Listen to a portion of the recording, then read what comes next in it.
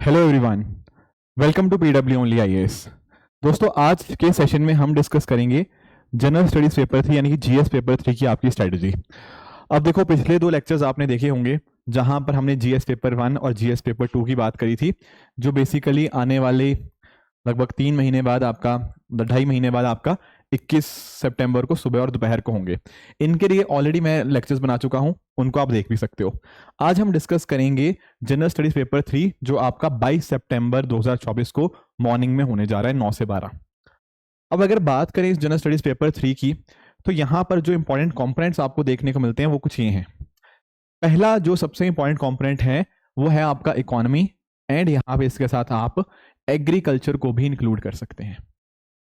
Right, सबसे important component इस paper का यही है, क्योंकि यहां पर आप नोटिस करोगे इकोनॉमी एंड एग्रीकल्चर से आपके जनरल स्टडीज पेपर 3 का लगभग 40% यहीं पे फोकस है।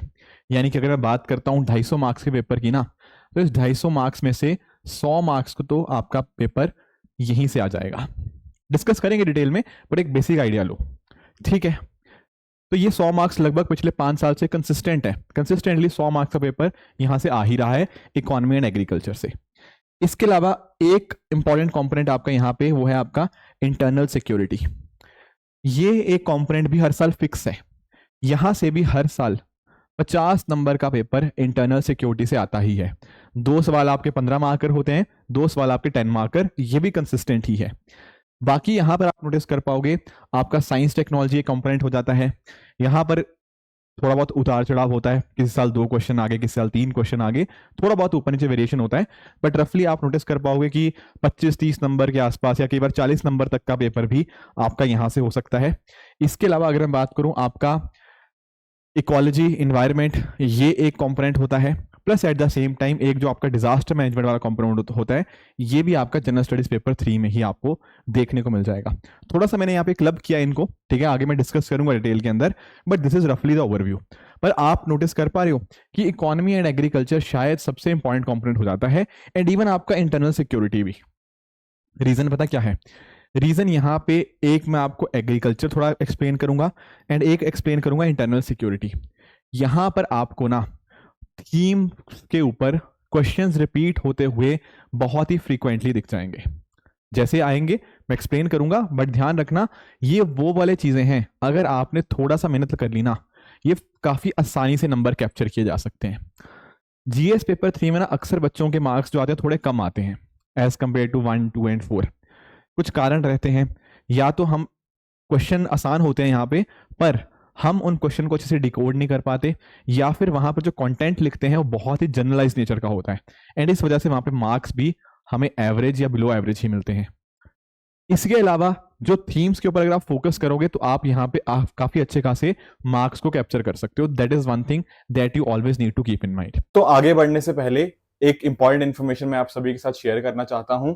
दोस्तों, हमारा जो सृजन मेंस गाइडेंस प्रोग्राम है, यहां पर आपको बहुत ज्यादा हेल्प मिल सकती है, चाहे वो रेगुलर बेसिस के ऊपर आंसर राइटिंग की फॉर्म में हो, उनकी एवेल्युएशन एंड साथ ही साथ मेंटरशिप की फॉर्म के अंदर। देखो, जब आप आंसर राइटिंग करते हो तो रेगुलर बेसिस के ऊपर अगर आपको इनपुट्स मिलते रहते हैं तो आप अपने आप को धीरे धीरे करके बेहतर करते जाओगे, एंड हमारे जो एक्सपीरियंस मेंटर्स हैं यहाँ पर आपको पूरी तरह से हेल्प भी करेंगे। पिछले साल all India rank 13 Medha Anand ji, and इसी तरह से 57 से भी ज्यादा सिलेक्शंस इसी particular season main guidance programme से हुए हैं। तो आप भी इसका डेफिनेटली आप यूज कीजिए। ये पर्टिकुलर प्रोग्राम उन बच्चों के लिए पूरी तरह से फ्री है जो इस बार अपना प्रीलिम्स क्लियर करेंगे। नीचे डिस्क्रिप्शन में इसका लिंक दे दिया है, वहां पर जाकर आप इस प्रोग्राम के अंदर एनरोल कर सकते हैं। पहले कंपोनेंट से स्टार्ट करते हैं, हमारे इकोनॉमी एंड एग्रीकल्चर से। पहले अगर मैं आपको इकोनॉमी का आपको सिलेबस बताऊं ना, तो ये कुछ सिलेबस है। जैसे हम बात कर सकते हैं यहाँ पे इंडियन इकोनॉमी के इश्यूज की बात अक्सर होती है, ग्रोथ, डेवलपमेंट, इनक्लूसिव ग्रोथ की। ये कुछ ऐसे कंपोनेंट्स हैं जहां पर बार बार यूपीएससी का ध्यान गया है कि क्या भारत में एक्चुअल में इंक्लूसिव ग्रोथ हो रही है या नहीं हो रही। वो आपका ओपिनियन जानने की कोशिश करता है कि क्या सही में जो आपकी डेवलपमेंट है वो सबका साथ, जैसे सबका विकास की बात करते हैं, तो क्या ऑल राउंड डेवलपमेंट है, क्या वहां पर सारे कंपोनेंट्स इंक्लूडेड है या नहीं है। ऐसा तो नहीं कि पॉवर्टी, हेल्थ, एजुकेशन, ये सब चीजें कहीं ना कहीं पीछे रह रही हूँ। तो ये सब कंपोनेंट्स आपके इंक्लूसिव ग्रोथ वगैरह के अंदर आ जाते हैं। गवर्नमेंट बजटिंग के ऊपर कई बार सवाल पूछता है, हालांकि बहुत ज्यादा नहीं पूछता, बट कई बार सवाल पूछा जाता है। उसी तरह से लिबरलाइजेशन एक कंपोनेंट हो जाता है। बाकी एक सवाल हर साल आपका इंफ्रास्ट्रक्चर से या इन्वेस्टमेंट मॉडल से आता ही है, राइट। कभी एनर्जी के ऊपर is one of the most important components जो कि आपके मेंस के लिए इंपॉर्टेंट हो जाता है। कभी सोलर एनर्जी के बारे में या और अलग अलग तरह की रिन्यूएबल एनर्जी के बारे में अक्सर यहाँ से क्वेश्चन आता है। एंड लास्टली आपका इन्वेस्टमेंट मॉडल्स भी हमें देखने को मिल जाता है। अब देखो यार, इकोनॉमी के लिए ना हम लोग प्रीलिम्स के लिए भी पढ़ते हैं, नो डाउट अबाउट इट, पर आपको रियलाइज ये करना है कि जब हम बात करते हैं प्रीलिम्स और मेंस की इकोनॉमी, इसके बीच में अंतर है। बहुत ध्यान से समझ लो इस अंतर को। जैसे फॉर एग्जांपल हम अक्सर प्रीलिम्स के अंदर मॉनेटरी पॉलिसी पे बहुत फोकस करते हैं कि रेपो रेट बढ़ गया, कम हो गया तो क्या फर्क होगा, क्या चेंजेस आएंगे, ऑल दोस थिंग्स। ऐसे क्वेश्चन आपको मेंस की इकोनॉमी के अंदर नहीं देखने को मिलते। तो इंपॉर्टेंट ये है कि आप यूपीएससी के पैटर्न को पहचानिए एंड उसके ऊपर ज्यादा फोकस कीजिए। जैसे अगर आप सिर्फ मेंस के लिए फोकस कर रहे हो अगले 70 दिनों के लिए, तो आपका फोकस इन कंपोनेंट्स के ऊपर होना चाहिए। ऐसा नहीं कि बस आप रैंडमली कुछ भी पढ़ते रहे इकोनॉमी के अंदर, वो एक सही डायरेक्शन में स्टडी नहीं होगी। आपको जब क्वेश्चंस दिखाऊंगा तो आपको और आइडिया लगेगा कैसे क्वेश्चन आते हैं, बट आपको ये रियलाइज करना बहुत इंपॉर्टेंट है कि economy for prelims is much different from economy for mains. इसके साथ ही अगर मैं बात करूं एग्रीकल्चर कंपोनेंट की, तो ये कुछ एग्रीकल्चर के अंदर आपका सिलेबस हो जाता है। कुछ एक इंपॉर्टेंट चीजों को मैंने हाईलाइट किया हुआ है, जैसे क्रॉपिंग पैटर्न के बारे में, देश के विभिन्न हिस्सों में किस तरह का क्रॉपिंग पैटर्न देखने को मिलता है, इरिगेशन सिस्टम के डिफरेंट डिफरेंट टाइप्स हो गया, आपके स्टोरेज, ट्रांसपोर्ट एंड मार्केटिंग के रिगार्डिंग क्या क्या इश्यूज हमें देखने को मिलते हैं। इसके अलावा ई टेक्नोलॉजी, आपका minimum support price, direct and indirect farm subsidies, public distribution system, food security, right, buffer stock, and उसी तरह से फूड प्रोसेसिंग हो गया and land reforms in India. बाकी अपस्ट्रीम एंड डाउनस्ट्रीम रिक्वायरमेंट्स, ये कुछ आपके इंपॉर्टेंट टॉपिक्स हैं जो कि आपके एग्रीकल्चर में है। अब जैसा मैंने आपको बोला था कि एग्रीकल्चर में रेपिटेशन बहुत ज़्यादा है, इसी को मैं थोड़ा आपको एक्सप्लेन करने की कोशिश करता हूँ। यहाँ पर आप इस स्लाइड पे देख पाओगे कुछ क्वेश्चंस हैं फूड प्रोसेसिंग के रिगार्डिंग। अब आप नोटिस कर पाओगे फूड प्रोसेसिंग के रिगार्डिंग यूपीएससी ने क्वेश्चन पूछा, challenges and opportunities of food processing, policy taken by government of India to meet the challenges of food processing, and साथ ही साथ कैसे फूड प्रोसेसिंग हमारे स्मॉल एंड मार्जिनल फार्मर्स को help कर सकता है। अब मैं ये बिल्कुल नहीं कह रहा कि ये क्वेश्चन सेम है, नहीं, बट क्वेश्चन सिमिलर लाइंस के ऊपर है। फूड प्रोसेसिंग का एक कॉन्सेप्ट उसने बार बार पूछा हुआ है। इस तरह से आपको और भी थीम्स आपको रेपिटेशन होती हुई देखने को मिलेंगी। जैसे अगर मैं बात करूं लैंड रिफॉर्म्स की, ये डायरेक्टली मेंशन्ड है आपके सिलेबस के अंदर। यहां पर आप नोटिस करना, land reforms in India directly mentioned है। तो जब लैंड रिफॉर्म्स आप पढ़ोगे तो यही पढ़ोगे ना कि लैंड रिफॉर्म्स के क्या ऑब्जेक्टिव्स थे, उनसे क्या फायदा हुआ, एंड क्या कुछ चैलेंजेस थे या किस वजह से प्रॉपरली हम उसको इंप्लीमेंट नहीं कर पाए। तो डेफिनेटली यही उसने सवाल पूछ लिया यूपीएससी के द्वारा, राइट। तो डायरेक्ट क्वेश्चन है ये। उसी तरह से अगर हम बात करें नेशनल फूड सिक्योरिटी एक्ट के क्या क्या बेनिफिट्स हैं, कैसे उसने मदद करी है, ये क्वेश्चन भी आपका फूड सिक्योरिटी से डायरेक्टली लिंक्ड है। बात करें क्रॉप डाइवर्सिफिकेशन की एंड किस तरह टेक्नोलॉजीज ने एक अपॉर्चुनिटी प्रोवाइड करी है आपकी क्रॉप डाइवर्सिफिकेशन के regarding, again directly picked up from your syllabus.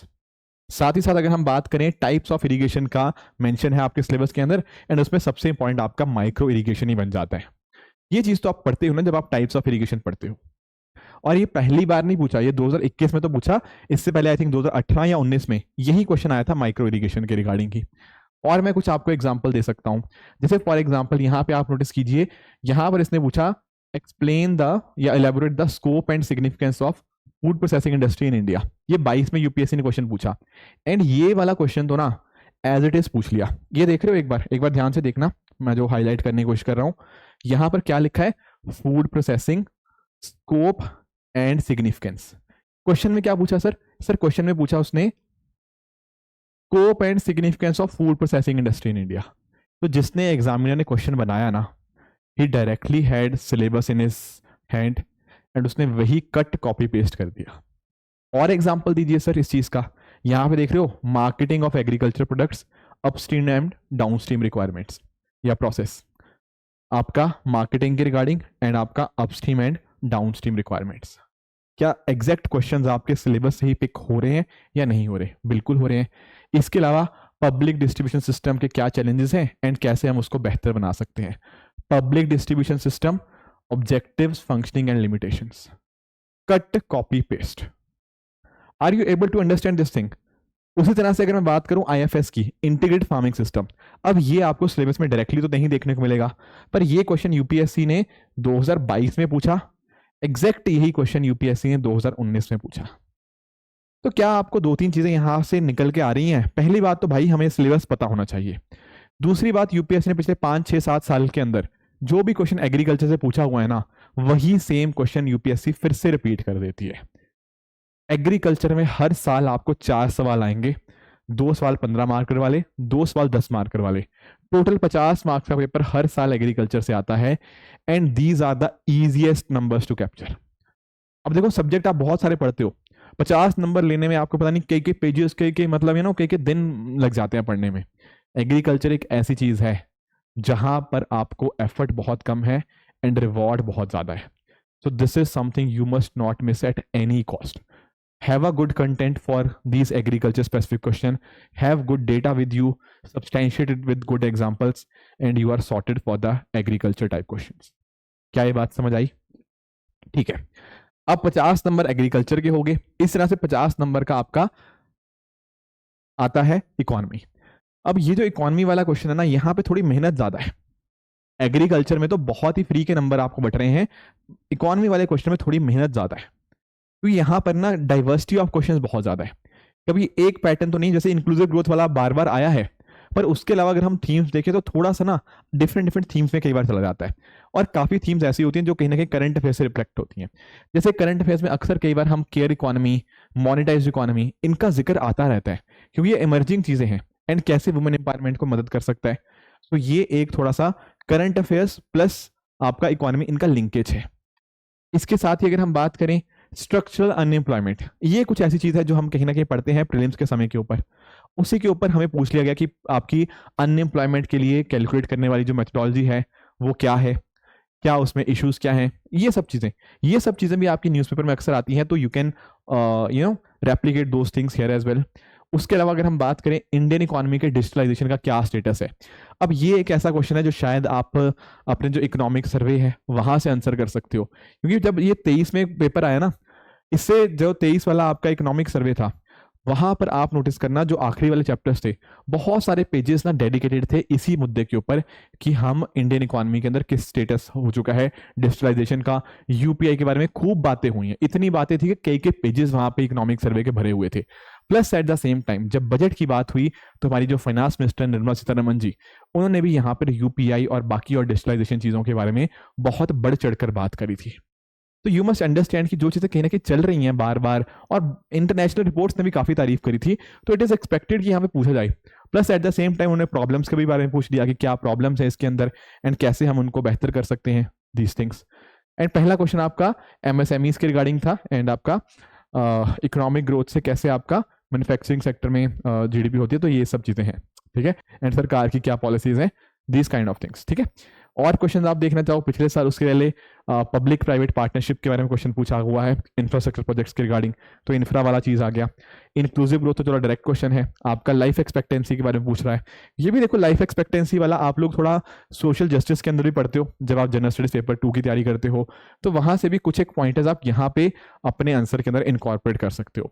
तो कहने का मेरा अर्थ ये था कि जो पहला कॉम्पोनेंट है आपका इकोनॉमी एंड एग्रीकल्चर, एग्रीकल्चर में तो आपको थीम्स बिल्कुल अच्छे से पता ही होनी चाहिए।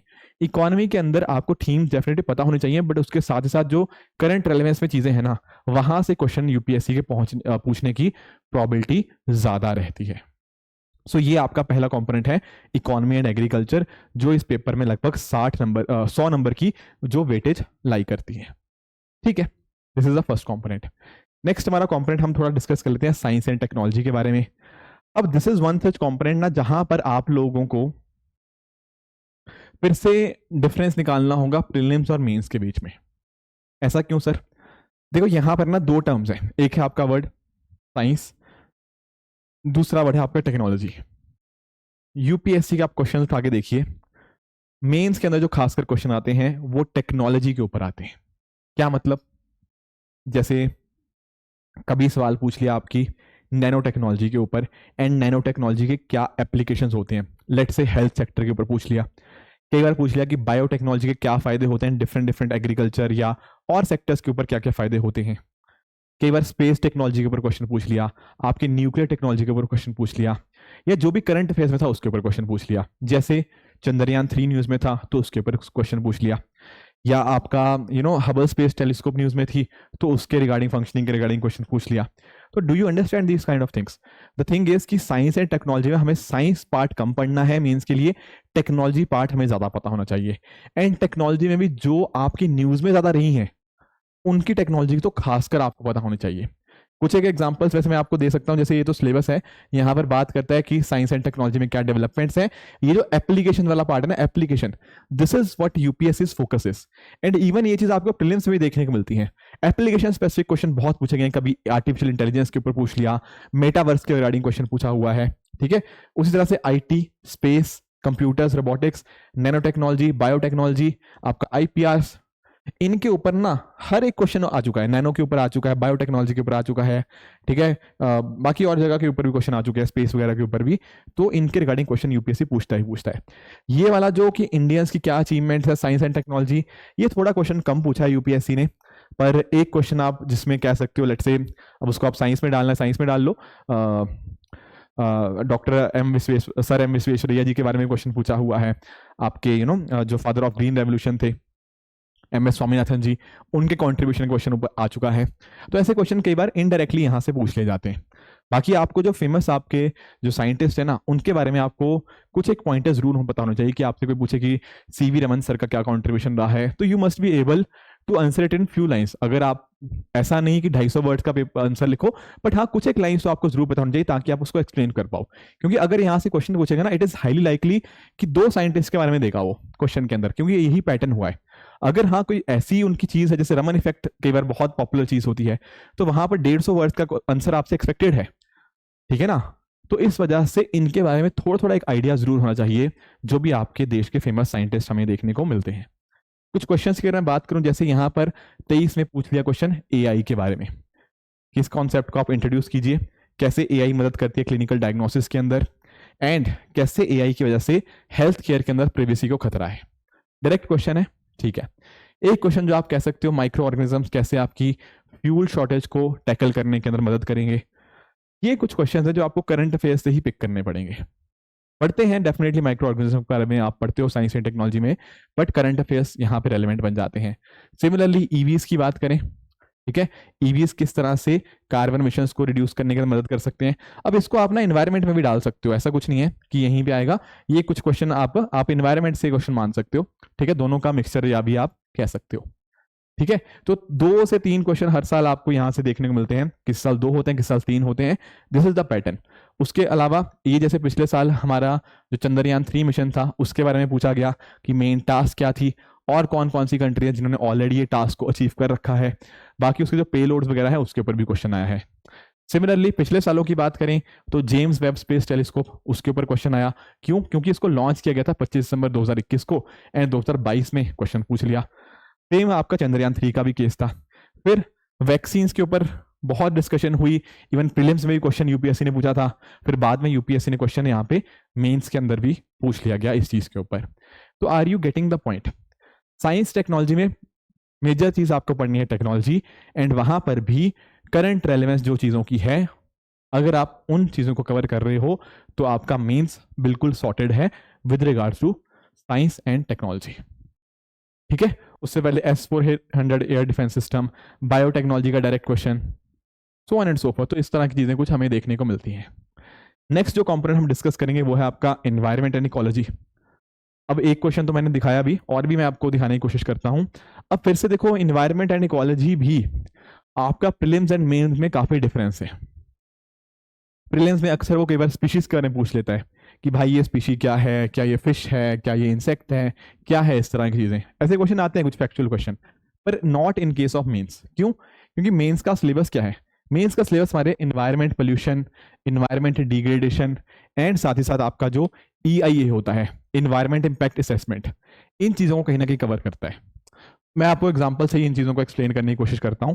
जैसे एक क्वेश्चन यहाँ पे हमारे सामने देखने को मिल जाएगा ऑयल पोल्यूशन के रिगार्डिंग, कि ऑयल पोल्यूशन का क्या इंपैक्ट है आपके मरीन इकोसिस्टम के ऊपर, राइट, एंड किस तरह से मरीन जो आपका ऑयल पोल्यूशन है वो इंडिया जैसी कंट्री के लिए काफ़ी हार्मफुल है। तो ये क्वेश्चन आपका डायरेक्टली इन्वायरमेंट पोल्यूशन जो हमने सिलेबस डिस्कस किया उसके साथ डायरेक्टली लिंक करता है। दोस्तों यहाँ पर आप दूसरा क्वेश्चन भी देख सकते हो। ये क्वेश्चन पूछा गया है वेटलैंड कंजर्वेशन प्रोग्राम के बारे में, and at the same time यहाँ पर भी एक PYQs रेपिटेशन हमें देखने को मिलता है कि रामसर साइट्स के ऊपर पहले भी क्वेश्चन यूपीएससी ने पूछा हुआ है। ये पहली बार नहीं है कि 2023 में आया हो, ऐसा क्वेश्चन पहले भी आ चुका है। सिमिलरली अगर हम बात करें IPCC के बारे में, बात करी गई है कि कैसे IPCC ने प्रेडिक्ट किया हुआ है। हालांकि आपको ये जानने की जरूरत नहीं है इस आंसर को करने के लिए। क्वेश्चन यही है कि अगर मान लो टेम्परेचर या सॉरी जो सी लेवल राइज हमें देखने को मिलता है, इस सी लेवल राइज की वजह से इंडिया के ऊपर एंड बाकी जो आपके इंडियन ओशन रीजन की कंट्रीज हैं उनके ऊपर क्या इंपैक्ट आएगा। अब काफी बार पता क्या होता है, बच्चे इसका आंसर लिखते हैं या तो वो सिर्फ इंडिया स्पेसिफिक ही चले जाते हैं, पर उसने क्लियरली बोला है कि इंडिया पे भी बताओ एंड बाकी आपको जो इंडियन ओशन के अंदर अदर कंट्रीज देखने को मिलती हैं उनके ऊपर भी आपको यहाँ पे कुछ कंट्रीज का मेंशन करना चाहिए। तो ऐसे कुछ क्वेश्चन है 2023 के अंदर, राइट। पिछले सालों के अंदर 22 के अंदर भी अर्थ के बारे में थोड़ा ये कुछ डिफिकल्ट क्वेश्चन है, थोड़ा ये कोर में घुस के आपसे पूछे गए फोटोकेमिकल स्मॉग के बारे में। ये कुछ एक क्वेश्चन ऐसे होते हैं कि ना जो आपने अगर पढ़े हुए हैं तभी आप आंसर कर पाओगे, अदरवाइज उनको आंसर करना काफी मुश्किल होता है।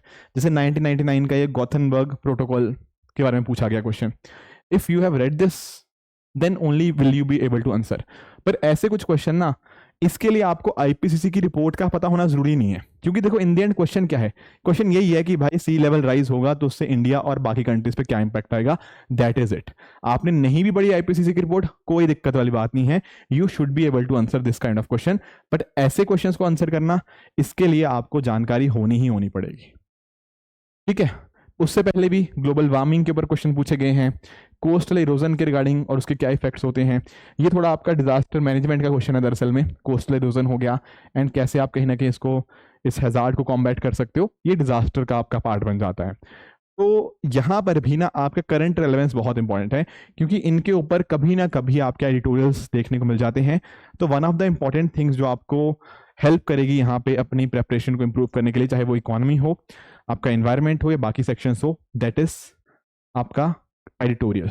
एंड सुमित सर का एडिटोरियल डिस्कशन आप देख सकते हो, यहाँ से पिछले सालों के अंदर भी बहुत बेनिफिट मिला है एंड आई एम श्योर आपको भी काफी ज्यादा बेनिफिशियल लगेगा। उसके पहले के भी आप देख सकते हो, ठीक है, 2021 के क्वेश्चंस भी, राइट। बात करते हैं आगे हम अपने टॉपिक डिजास्टर मैनेजमेंट की। ये देखो, जब हमने जनरल स्टडीज पेपर 1 डिस्कस किया था, वहां पर भी कई बार कुछ क्वेश्चन आ जाते हैं इस चीज के साथ लिंक्ड, पर वहां पर अर्थक्वेक, वॉल्केनोज, ये सब क्वेश्चन पूछते हैं। यहाँ पर क्वेश्चन उनके थोड़े मैनेजमेंट के रिगार्डिंग आ जाता है। जैसे लैंडस्लाइड के ऊपर क्वेश्चन आया था, आई थिंक 2022 में आया था, GS1 GS3 दोनों में आया था। सिमिलर क्वेश्चन आपका डिजास्टर मैनेजमेंट में, हमें उसके आपके उसको कैसे हम ठीक कर सकते हैं उसके रिगार्डिंग क्वेश्चन आया था। तो सिंपल सा सिलेबस है, डिजास्टर एंड डिजास्टर मैनेजमेंट। तो जैसे फॉर एग्जांपल यहाँ पे डैम फेलियर के बारे में पूछ लिया, आपको ध्यान ये रखना है कि जब भी आप किसी चीज के बारे में पढ़ोगे ना, आपको साथ में ही कुछ एक एग्जांपल जरूर देने हैं। यहाँ पे उसने स्पेसिफिकली बोल दिया कि 2 एग्जांपल दो, पर आपको बिना दिए, बिना बोले हुए, बिना आप एग्जांपल देके आओगे तो कुछ वैल्यू एडिशन ही होगा। इसी तरह से वॉल्केनोस के ऊपर क्वेश्चन आया था कि रिसेंट वॉल्केनोस के आप नाम बताइए, है ना। अभी आपने रामसर साइट्स के एग्जांपल देखा। तो ऐसे आपको हर चीज का ना, जो भी आप लिख रहे हो, अगर कुछ अच्छी एग्जांपल्स होंगी तो सामने वाले का आप जो अटेंशन है उसको डेफिनेटली आप ग्रैब कर सकते हो। पिछले साल उससे 2022 में क्लाउड बर्स्ट पर क्वेश्चन आया, किसके मैकेनिज्म और अक्रंस के रिगार्डिंग। यहाँ पर भी 2 रिसेंट एग्जांपल्स की बात करी। उससे पहले अर्थक्वेक के रिगार्डिंग क्वेश्चन आया कि इंडिया की वल्नरेबिलिटी को आप डिस्कस कीजिए। तो यहाँ पर ना देखो, आपको जनरल आंसर नहीं लिखना, आपको प्रॉपर डेटा पता होना चाहिए कि यार हाँ अच्छा इतने % हमारा जो है वो अर्थक्वेक प्रोन एरिया में आता है। आपकी जो गाइडलाइंस होती हैं, राइट, वो गाइडलाइंस का आपको कंप्लीट आइडिया होना चाहिए कि गाइडलाइंस क्या कहती हैं, अर्ली वार्निंग सिस्टम्स किसके लिए डिज़ाइन किए जा रहे हैं, या फिर अगर आपका जो सेंडाई फ्रेमवर्क है उसके क्या यहाँ पे बातचीत हो रही है। तो जो भी आपके रिसेंट चीज़ें चल रही हैं डिजास्टर रिस्क रिडक्शन के लिए, या फिर आपका बिल्ड बैक बेटर जैसी चीज़ें हो गया, तो क्या क्या नए एडवांसेस हो रहे हैं, you must be able to answer those things. कहीं पर दुनिया में उस चीज़ के रिगार्डिंग बेस्ट प्रैक्टिस है, आप उसको भी अपने आंसर में कोट कर सकते हो। एंड जितना आप यहाँ पर प्रॉपर स्ट्रक्चर्ड मैनर के अंदर गाइडलाइंस लिख पाएंगे, चाहे वो आपका प्री डिजास्टर हो, ड्यूरिंग डिजास्टर या पोस्ट डिजास्टर, जिसको हम डिजास्टर साइकिल के नाम से हम जान सकते हैं कि कैसे हम हमारा प्रिवेंशन कैसे होता है, हमारा रिस्पॉन्स क्या रहता है, रिहेबिलिटेशन कैसे रहता है। तो जितना अच्छा आपके इस पर्टिकुलर क्वेश्चन का स्ट्रक्चर होगा ना, उतना ही बढ़िया एग्जामिनर को आपका आंसर लगेगा एंड उतने ही शायद मार्क्स वो आपको ज़्यादा दे पाएगा। इसके अलावा ये लैंडस्लाइड के रिगार्डिंग मैं आपको बता रहा था कि लैंडस्लाइड्स के क्या कॉजेज एंड इफेक्ट्स होते हैं। अब यहाँ पे देखो 2021 में क्वेश्चन पूछा गया था कि कैसे हम इसको टैकल कर सकते हैं। जो ज्योग्राफी के अंदर जीएस पेपर 1 में क्वेश्चन पूछा गया था लैंडस्लाइड्स के रिगार्डिंग, वहाँ उसने ये पूछ लिया कि भाई जो आपकी हिमालयन एरियाज के अंदर आपकी लैंडस्लाइड आती हैं एंड आपकी जो वेस्टर्न घाट्स के अंदर जो आती हैं, उनमें क्या अंतर होता है, उनके क्या फिनोमिना में क्या अंतर होता है। तो जब भी आप इस टॉपिक को पढ़ते हो ऐसे होलिस्टिकली ही पढ़ा करो कि एक तो कारण उसके पीछे का पढ़ लिया, कितना % एरिया उसके रिगार्डिंग इफेक्टेड है वो पढ़ लिया, ठीक है ना। आपको ज्योग्राफी पर्सपेक्टिव से पढ़ना चाहिए and at the same time कैसे उस चीज़ को हम टैकल कर सकते हैं, कैसे उस चीज़ से हम प्रिवेंशन एंड बाकी चीज़ें करी जा सकती हैं, ये सारे एंगल्स भी आपको यहाँ पे इनका एक अच्छा आइडिया डेफिनेटली होना ही होना चाहिए। तो ये था हमारा डिजास्टर मैनेजमेंट। आखिरी हमारा जो कंपोनेंट है वो है इंटरनल सिक्योरिटी। मैंने आपको लेक्चर की स्टार्टिंग में ही एक बात बोली थी कि जब हम बात करते हैं ना जीएस पेपर 3 की, सबसे इंपॉर्टेंट कंपोनेंट हमारा इकोनॉमी है और आपका एग्रीकल्चर है। उसके बाद आपका इंटरनल सिक्योरिटी हर साल 50 नंबर का पूछा ही जाता है। 2 question 15 markers and 2 question 10 markers हमें यहाँ पे देखने को मिल जाते हैं। अब यहाँ पर भी ना जैसे एग्रीकल्चर में थीम रिपीट होती हैं, यहाँ पर भी इसकी थीम्स बहुत हैवी मैनर के अंदर रिपीट होती हैं। मैं आपको पहले सिलेबस दिखाता हूँ इंटरनल सिक्योरिटी का। ये छोटा सा सिलेबस है आपके सामने। डेवलपमेंट एंड एक्सट्रीमिज्म के स्प्रेड के बीच में क्या लिंकेज है, आपके external state and non state actor का क्या क्या चैलेंजेस वो कॉज करते हैं हमारी सिक्योरिटी के लिए, plus at the same time media का रोल, सोशल नेटवर्किंग साइट्स का रोल जो चैलेंजेस की तरह काम करते हैं। आपका यहाँ पे साइबर सिक्योरिटी एक टर्म आ गया, आपका मनी लॉन्ड्रिंग एक टर्म आ गया, आपका बॉर्डर प्रिवेंशन हो गया, ठीक है ना, यहाँ पे बॉर्डर एरियाज हो गया, एंड साथ ही साथ ऑर्गेनाइज क्राइम और टेररिज्म का क्या लिंकेज है, एंड साथ साथ आपकी सिक्योरिटी फोर्सेस। ये लगभग कुल मिला के ना 7-8 टॉपिक बने। इसमें इनफैक्ट ना आपका नक्सलिज्म भी कहीं पे होगा, ठीक है, लेफ्ट विंग एक्सट्रीमिज्म यहाँ पे लिखा होगा यहाँ पे, राइट, ठीक है, लेफ्ट विंग एक्सट्रीमिज्म भी, हाँ ये आप देख पाओगे। दरअसल में लेफ्ट विंग एक्सट्रीमिज्म भी अपने आप एक बहुत इंपॉर्टेंट टॉपिक बन जाता है। तो ये जो 7-8 टॉपिक्स आपको सामने को देखने को मिल रहे हैं ना, इन्हीं में से घूम फिरा के क्वेश्चन आते हैं। फॉर एग्जाम्पल यहाँ पर चलो 2023 में कुछ एक क्वेश्चन थोड़े डिफरेंट थे, बट पिछले सालों में मैं 2023 पे आऊंगा। जैसे पिछले सालों में बात करूं 2022 में, यहाँ पर देखो organise crime, this is directly from your syllabus. Similarly यहाँ पर इसने बात करी है linkages between terrorist and organise crime. यहाँ पर आप सिलेबस देखो ना, डायरेक्ट क्वेश्चन यही है, linkages of organise crime with terrorism. तो बेसिकली सिलेबस से ही पेपर बन गया है आपका, कुछ और पूछा ही नहीं। इसके अलावा maritime security challenges, same question has been asked.